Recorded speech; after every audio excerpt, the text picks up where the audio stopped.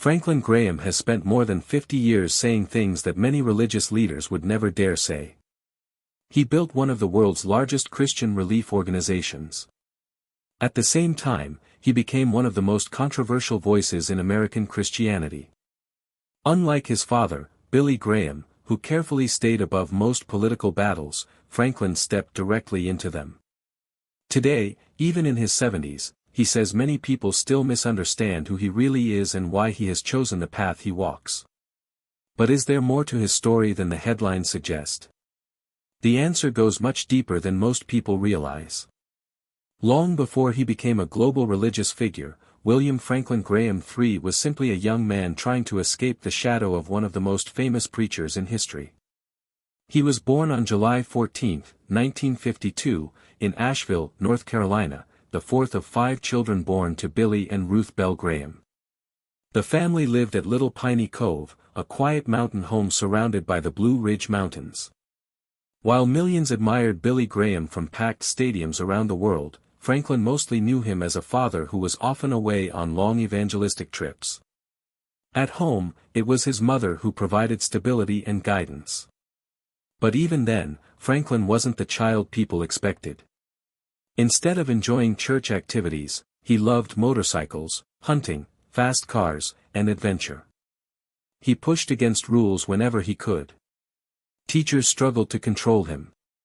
School administrators often found themselves dealing with his behavior. During his teenage years, he smoked cigarettes, ignored many of the expectations placed on a preacher's son, and constantly tested boundaries. Eventually, disciplinary problems led to his removal from one school. His reputation as the rebel of the Graham family only grew stronger. But here's where the story takes an unexpected turn. That rebellion would later become one of the strongest parts of his message. Growing up with the Graham name wasn't easy. Everywhere Franklin went, people expected him to act like Billy Graham's son. They assumed his faith came naturally because of his family. But Franklin has often said that those expectations only made his own struggle harder. He didn't believe faith could simply be inherited. In his mind, every person had to make that choice for themselves. That belief stayed with him through years of uncertainty, even when he wasn't sure where his own life was heading. In his early 20s, Franklin traveled across Europe and the Middle East with no clear direction. He experienced different cultures and different religions, but none of them answered the questions that followed him everywhere. Then everything changed in one quiet hotel room in Jerusalem. At the age of 22, alone with his thoughts, Franklin says he fully committed his life to Christianity. Later, in his autobiography Rebel with a Cause, he explained that even being Billy Graham's son could never guarantee salvation. Every individual had to choose faith personally. That moment became the turning point that changed the rest of his life. But what would he do next? In 1979, at just 27 years old, Franklin became president and CEO of Samaritan's Purse after the death of its founder, Bob Pierce. At the time, it was a relatively small ministry focused mainly on missionary support and humanitarian aid. Under Franklin's leadership, everything changed. Over the decades, the organization expanded into more than 100 countries. It responded to earthquakes, hurricanes, wars, famines, refugee crises, disease outbreaks, and countless natural disasters. What began as a modest ministry became one of the largest evangelical relief organizations in the world. Yet this was only the beginning of his growing influence. Another major milestone came in 2001 when Franklin also became president and CEO of the Billy Graham Evangelistic Association. As Billy Graham grew older and appeared less often in public, Franklin became the public face of the ministry his father had built. He wasn't trying to become another Billy Graham. Instead, he developed his own style. He was more direct, more confrontational, and much more willing to speak on political and cultural issues. That difference would soon define his public image. But it also created conflicts his father rarely experienced. Ordained in 1982, Franklin preached across North America, South America, Europe, Africa, Asia, and Australia. His evangelistic festivals drew thousands of people. He became editor of Decision magazine and wrote numerous books about Christian faith, discipleship, family life, and his father's legacy. His television appearances and international speaking engagements expanded his reach even further. Meanwhile, Samaritan's Purse continued to grow financially, receiving well over $1 billion in annual private donations in recent years. The organization employed thousands of workers and volunteers serving around the globe. But despite this enormous humanitarian work, another side of Franklin Graham began attracting even more attention. Away from the spotlight, his personal life remained remarkably stable. He married Jane Austen Cunningham in 1974, and together they raised 4 children, Will, Roy, Edward, and Sissy. Several of them entered ministry, including Will Graham, who followed the family tradition by becoming an evangelist. While Franklin's home life reflected stability, his public life became increasingly turbulent. And that contrast would soon place him at the center of international controversy. Franklin Graham has never softened his words to avoid criticism. He has described Islam as a wicked and evil religion, called homosexuality a sin, questioned Barack Obama's religious background, and strongly criticized transgender policies. Those statements sparked fierce reactions across the United States and overseas. In 2018, his planned Festival of Hope tour in the United Kingdom faced heavy opposition. Thousands signed petitions demanding his events be cancelled. The Muslim Council of Britain urged officials to deny him entry. But things became even more dramatic 2 years later. In 2020, every venue booked for his UK summer tour cancelled his appearances following sustained public pressure. Cities including Liverpool, Glasgow, Birmingham, Sheffield, Newcastle, Newport, and Milton Keynes all withdrew. Graham insisted he wasn't spreading hatred but sharing what he believed was the gospel. He even wrote an open letter to the LGBTQ community, explaining that while he believed homosexuality was sinful, he also believed every person, including himself, needed God's grace. Yet the controversy refused to disappear. So what happened next surprised many observers.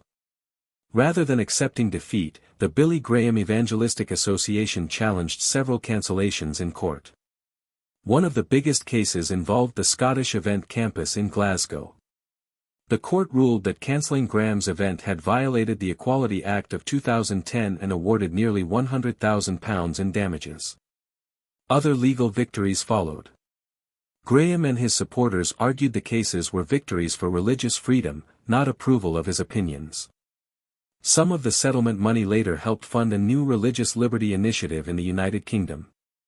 It seemed like the controversy had come full circle. But another obstacle was already waiting. In late 2025, the Indian government denied Franklin Graham a visa before a planned appearance in Nagaland, where he had been invited to mark more than 50 years since Billy Graham had preached there. Local Christian leaders criticized the decision, calling it unfair and deeply disappointing.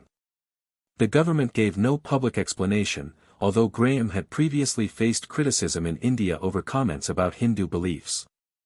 Even after decades in ministry, his outspoken reputation continued closing doors around the world. Yet while these international disputes unfolded, something far more personal was happening back home. In 2021, Franklin revealed he had undergone emergency heart surgery at the Mayo Clinic after developing constrictive pericarditis, a condition that prevented his heart from working properly. Surgeons removed the protective sac surrounding his heart in a major operation. Afterward, Graham thanked his doctors, expressed gratitude for the successful surgery, and even joked that he looked forward to riding his motorcycle again once he recovered. Many wondered if this health scare would finally slow him down. It didn't. He quickly returned to public life, and his relationship with Donald Trump became even more visible. Graham prayed at the 2024 Republican National Convention after the assassination attempt on Trump, saying God had spared his life. He later delivered the invocation during Trump's second presidential inauguration in January 2025. Graham also praised Trump's judicial appointments and his role in overturning Roe v. Wade. Their connection became even more personal after Trump questioned whether he would make it to heaven. Franklin privately wrote Trump a letter explaining that salvation, according to Christian teaching, comes through faith rather than personal achievements. Trump later shared that letter publicly during Palm Sunday. Graham also defended Trump after criticism surrounding an AI-generated image that many interpreted as portraying Trump as Jesus. While other evangelical leaders condemned the image, Graham insisted it carried no spiritual meaning. His defense renewed debate over just how closely religion and politics had become linked in his ministry. But Franklin wasn't finished delivering his biggest message. By 2026, one word dominated nearly every speech he gave: truth. He released an Easter television special titled What is Truth? From Minneapolis, a city recently shaken by unrest and protests. Graham said people were living in a time filled with hatred, violence, and uncertainty, leaving many desperate for something solid to believe. The program featured music from Michael W. Smith, along with recordings from Johnny Cash and Charlie Daniels, reaching viewers nationwide.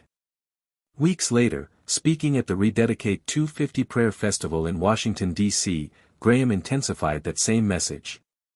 He declared America morally sick with sin and criticized issues including transgender rights and same-sex marriage.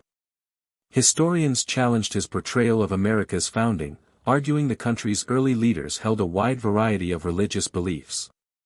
Critics also accused the event of blending Christianity and national identity too closely. Graham showed no sign of backing down. If anything, he repeated the same message everywhere he went. But what does all of this reveal about the man himself? Today, Franklin Graham continues leading both Samaritan's Purse and the Billy Graham Evangelistic Association, balancing responsibilities that would challenge leaders decades younger. He continues overseeing global disaster relief while preaching around the world. Samaritan's Purse still supports humanitarian projects from Ukraine to Yemen and the Democratic Republic of the Congo. Programs like Operation Heal Our Patriots continue helping wounded military families rebuild their lives. Through lawsuits, cancelled events, denied visas, political battles, health scares, and constant criticism, Franklin Graham has remained remarkably consistent. Whether people admire him or strongly disagree with him, few can deny his determination.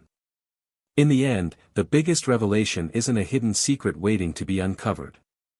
It's that Franklin Graham has spent his entire public life building a worldview he refuses to compromise. Decade after decade, he has chosen conviction over popularity, believing that speaking what he sees as truth matters more than winning approval.